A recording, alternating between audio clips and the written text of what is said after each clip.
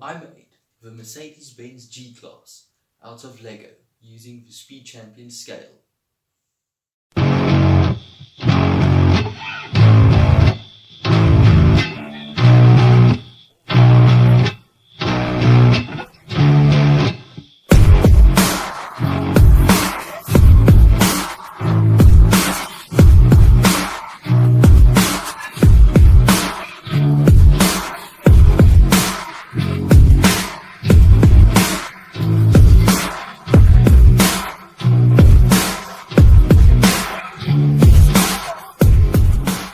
Something that I really wanted to try with this G-Class was to add some working independent suspension. I've gone through multiple designs while trying to make the suspension because I wanted it to be fully independent. Some were very complex, but then I decided to go for a very simple route, as simplest is usually best. I think it turned out quite well. Each wheel can independently move, and this is how I did it.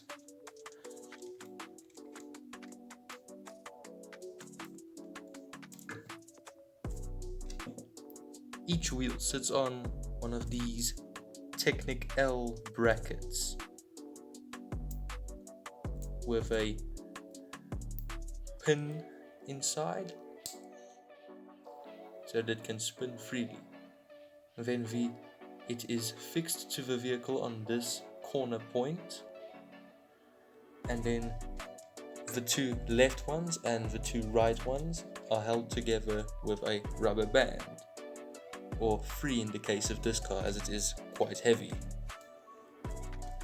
which puts tension on the wheels but keeps them independent. The suspension is based off of the Lego Speed Champion set number 75875. I have had to modify the system slightly to work with the slightly bigger and heavier G-Class, but I think it turned out rather well. The design is based off of the Mercedes-Benz G63 AMG, with some slight modifications such as the chunky tires and the lifted suspension. Apart from that, this car is completely bone stock. I also added an openable bonnet with a detailed engine bay underneath. Space was absolutely my biggest constraint with this engine bay, because the car has a very short nose. There was another feature that I could not resist adding, as it is a signature part of the G-Class, and I had some of these 1x4 inch pieces lying around, and it is the openable boot.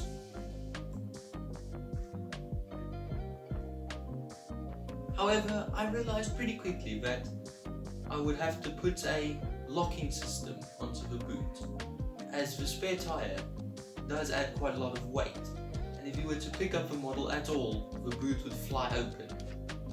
So I of course added the lock system. I also really wanted to keep the boot latch system simple, as there is not much space to work with in the door. So I settled for this. You rotate the spare tire and then you can open the boot. And as I said, it is really a simple system. The wheel is connected via an axle to this 1x3 half thickness beam, which then hooks onto the boot lip. There is a little ledge inside of the car, and then it keeps itself shut. And as for the boot itself, it isn't really big, and the opening is tiny. I also tried keeping the lock system thin, but this is the best I could do with the parts that I had. But it isn't that obstructive. However, the boot is truly tiny. You would not want to put that many stuff in. The hardest part for me to recreate was this front end of the car. These front corners were made up of these 1x2 brackets with 2x2 plates connected to them. And the grille is made up of another 2x2 and then a 1x2 bracket with a 1x2 plate connected to it, which then sits on top of two more 1x2s so that it can sit on top of.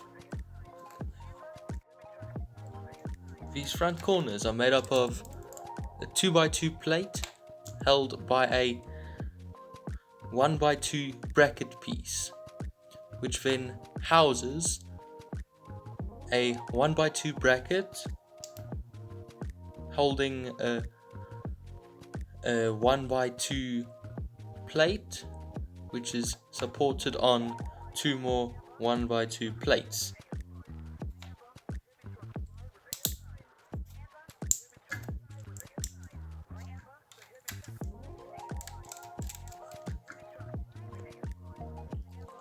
The front grille is made up of two of these 2x2 plates with studs on the side, held together by a 1x4 plate and then covered with four of these 2x2 grille tile pieces,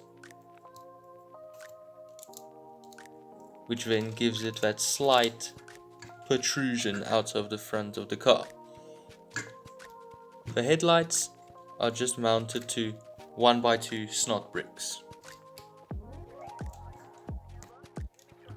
The interior is not too detailed, but I tried making at least front seats to minifigure scale.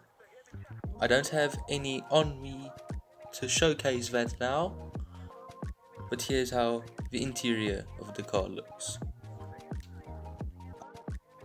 These side exhausts are just a Technic pin held up by one of these 1x2 plates with a Technic hole sticking out of the bottom. And that was my Lego Mercedes-Benz G63 AMG. If you like what you saw, please give the video a like. If you have any comments, critiques or recommendations, please put them in the comment section down below. And subscribe to stay tuned with my latest content. Thank you very much.